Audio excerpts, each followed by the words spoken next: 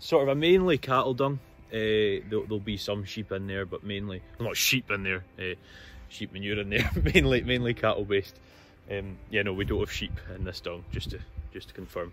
So I'm going to get the rotavator going. I say aye, there's a massive in brackets behind that saying my mum will do it because I'm not good at these things.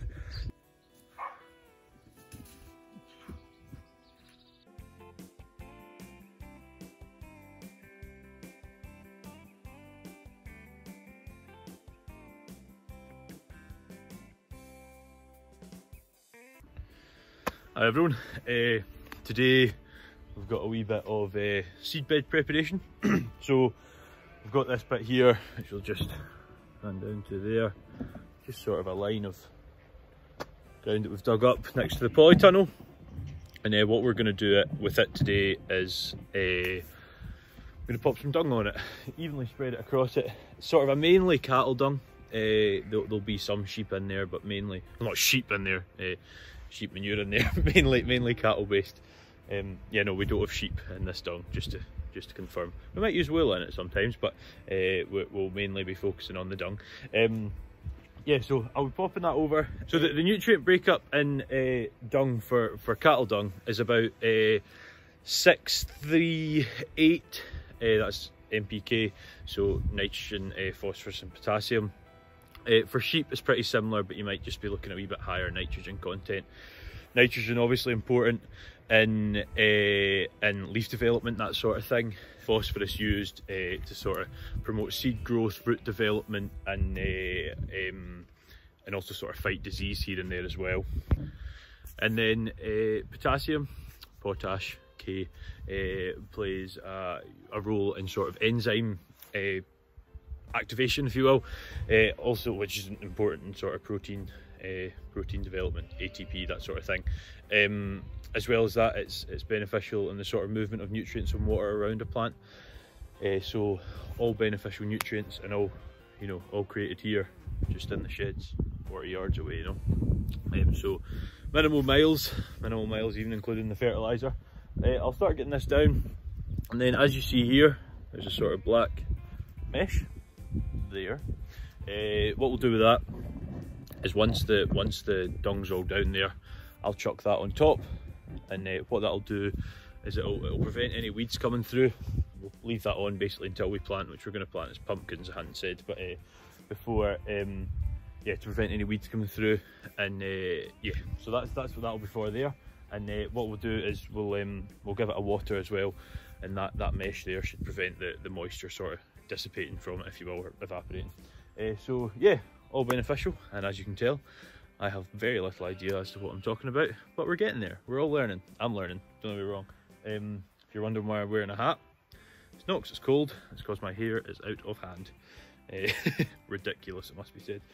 So yeah, I'll start the long fun job of getting this on.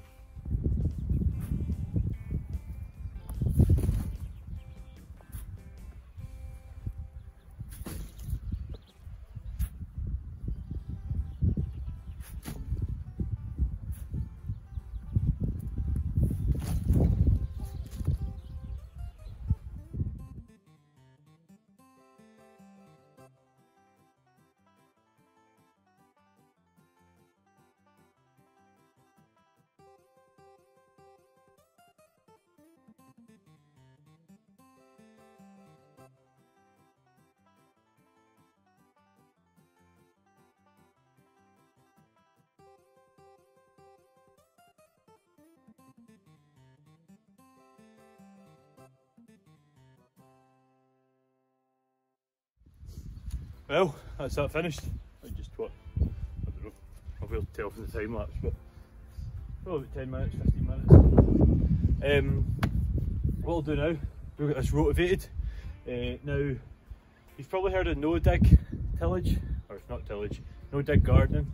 A guy called Charles Dowding, actually trying to get a podcast with him if possible. Yeah, a guy called Charles Dowding conceptualised this idea of no-dig sort of as a carbon sequestering method while gardening. Basically put down a cardboard sheet, all the soil and compost on top of there, and you're not digging. So the cardboard's preventing any sort of chance of previous weeds, that sort of thing, and you're preventing from digging up. What no dig does allow is you're allowed to use rotovators, but if you look at a rotavator from above, they either swivel like that and turn the ground like this, or they sort of churn it up. So ours churn it up, so ours wouldn't be allowed for no dig, but they're not against the rules of no dig work if you have the sort of spinning ones, just like a power harrow on a farm really. Yeah, get this rotavated. Might not be today, but a few other things going on in the farm today. And then we'll pop that cover over, and yeah, wait until our pumpkin's in, do a wee pumpkin patch, and yeah, we'll see how many we can get this year. We've always grown pumpkins, they're quite good fun. They're brilliant for bolstering a meal come the end of the year when you're wanting more in your stew and your soups and stuff. So we'll see you then. Welcome back everyone. Well, it's not welcome back because you've already seen the start of the video, but I filmed the start of the video back in April, and we sort of put all that dung out there.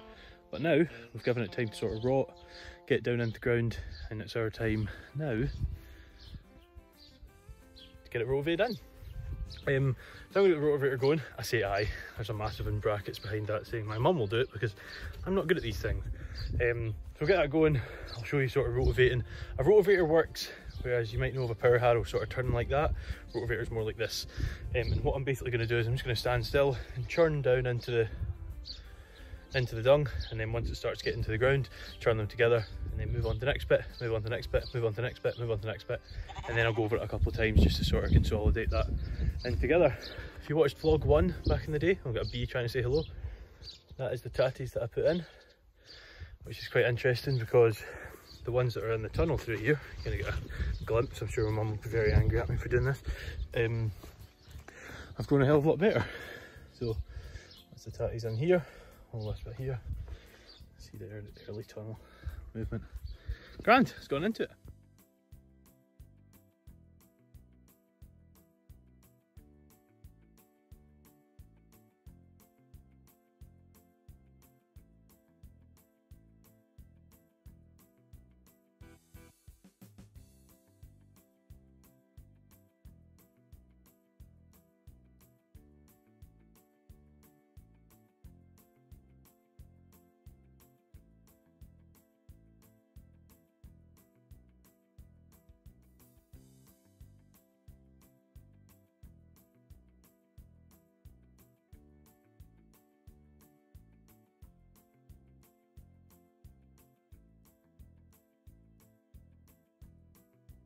All you gardeners out there, judge me. As you guys know, I'm no gardening expert at all, barely even a beginner. One thing I will say is I've got a pretty good view for it. So yeah, what I've done is obviously all the dung was on the top there, and I have well, I say I, myself and my mum, have taken the rotavator, which just tears it down and down and down. I went over the top a couple of times to just break the dung up, and then you probably saw it got a bit slower. What I was doing there is basically just staying in one place until it got into ground, and then it started to be sort of dung and soil, right? So there's obviously clearly dung there, but there's also soil in amongst it, all right? So that's what sort of happened there. And then as time went on, I just kept going over it and over it and over it, and then a couple at the end just to fly over to give it a bit of a finer looking tilth, and then at the end you probably saw reversed. That wasn't me being stupid, there was a reason for that. I hate seeing footprints in the soil, so I wanted to just go over it, try to get rid of that. So that's what those 3 lines are. Perfect. So now the seed bed is prepared to the best of my abilities. Mum is holding the camera, I'm probably thinking it could be a bit finer, but it'll be grand. A few things to put in here. We're going to put a few pumpkins along this fence because they like to climb up. Now you might be thinking that there's some weeds that might try and compete with them on the other side of the fence. Pumpkins are quite sort of strong and demanding, so they should outcompete that quite well. We've got a few different, what's the word? Begins with a V. A few different varieties here. We've got polar bear, which once it's ripe is a white, I was going to say a white polar bear, a white pumpkin. We've got knucklehead, which I believe is named after myself, which will ripen orange, as we sort of know Halloween pumpkins, but will also leave like a sort of warty sort of feel. Maybe it makes it a wee bit more exciting and scary come the 31st October. And then the last one we've got is something I'm not an expert, is the name of the other variety, which is that sort of conventional orange colour. We will also be putting some in here that will be sort of the green ones that when we talk about eating pumpkins, they're a lot better for. These are sort of quite good for show, but we will still be eating them obviously, but we'll start putting them in. So I want to dig a hole. It's not just sort of going to be like a, you know, like that. It's quite a substantial hole, quite notable. And also what I'm going to do is once I pick out the pumpkin from the transplant there, I'm going to want to make sure that I sort of face its leaves towards the fence, because when I do that, that basically means that it's going to be able to climb up the fence a bit better. And I'm going to basically create a swimming pool here. I'm going to absolutely soak it, which you maybe can't see.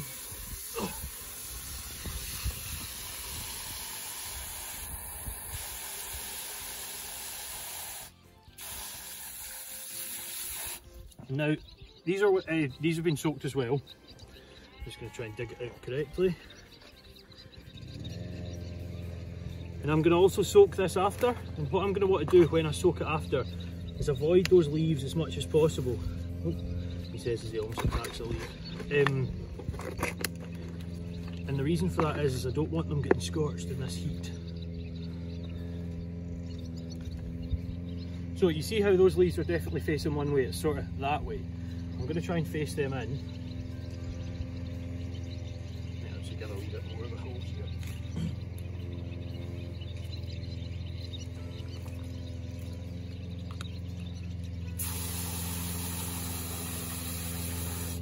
You can tell I'm not a gardener.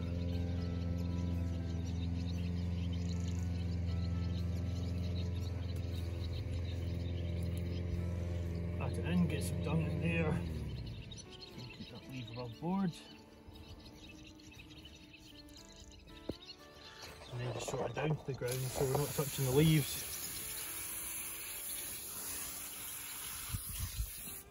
And like so. Now, quite jaggy. That should start to build up that, which I will update you on later on in time. What we'll do now is we'll jump to a quick time lapse and I'll sort of do up this fence, and then we'll go into different crops we're going to pop in here.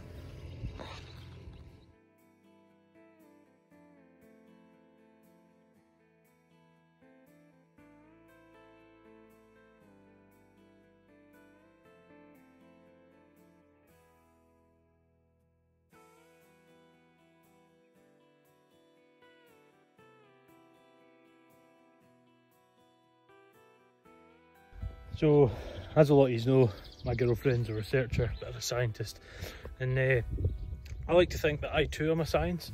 So we've got a bit of an idea of a comparison with what I do. So what, as I said, we're going to have pumpkins, and then we'll probably have broccoli, Brussels sprouts, some others. But what I do is you quite often put a membrane over this. That membrane is sort of for three-ish reasons. One is to keep water in, one is to keep heat in as well, which, you know, sort of keep the heat coming towards the crop.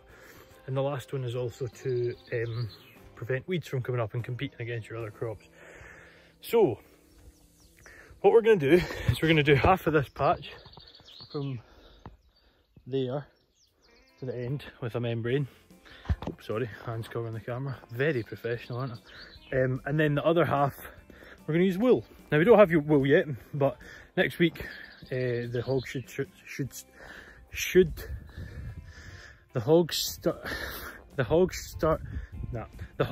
start getting shorn. Got there. Thank you for correcting me, lambs. So we'll have wool then. So we'll take a couple of, well, a few bits of wool, because wool is worthless at the minute, which is very sad.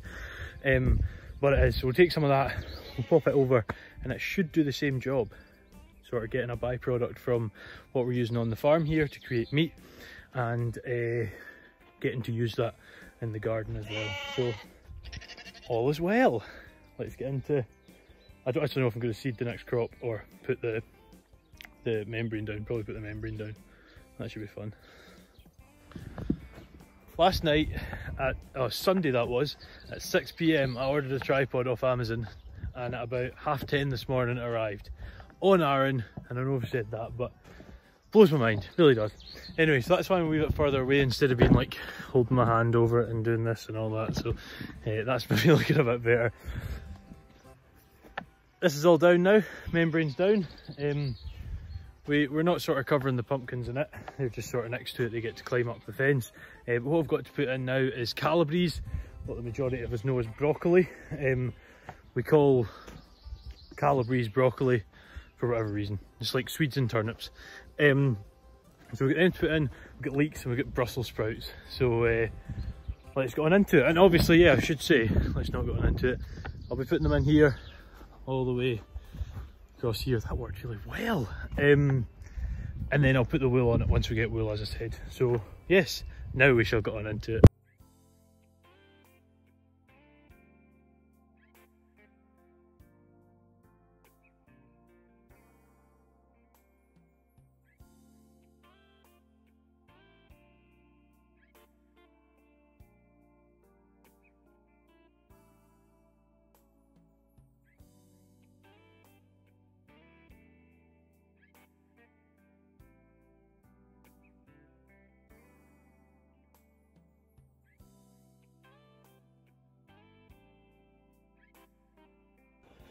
That's the patch full now. Leeks, calabrese, Brussels sprouts, pumpkins. Chloe's got a wee mention there. Now there's obviously no wool there, but I'll update you when it is in about a week's time. Let's do a quick walk up.